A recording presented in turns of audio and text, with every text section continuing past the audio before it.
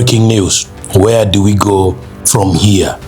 The political landscape in Kampala has been completely rewritten overnight. In a dramatic turn of events, all aspiring candidates from the ruling National Resistance Movement, NRM, vying for the prestigious position of Speaker and Deputy Speaker of the 12th Parliament have collectively stepped down.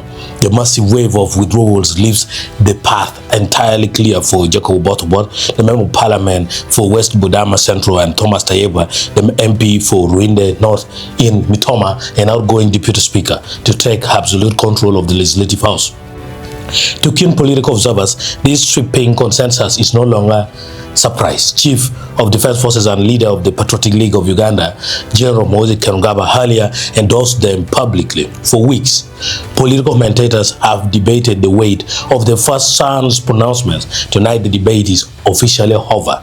This changes nothing. The old surrender of all internal competition within the NRM does not signal a new legislative dawn. Rather, it only confirms Moses' decision as the ultimate command. By forcing a crown field of ambitious legislator to feel line without a stooge, this swift political maneuver proves Muhoozi is powerful, perhaps more powerful than anyone within the traditional party structure cared to admit.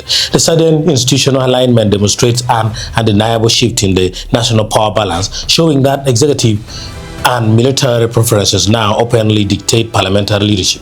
As the remaining opposition figures look on in disbelief at this total consolidation of authority, ordinary citizens are left questioning the integrity of the process. The sudden evaporation of democratic competition within the ruling party has turned what should have been a vigorous institutional contest into a choreographed coronation. The compliance of the stepping down candidates has raised serious eyebrows regarding the hidden incentives behind such an abrupt retreat. As the dust settles on this orchestrated consensus, a cynical question echoes through the corridors of power.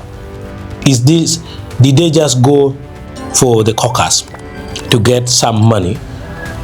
That's a question for you, and you must remember this now means no bad mouth is not officially accepted in the structural line of NRM to become the flag bearer or the endorsed candidate of NRM for the speakership race.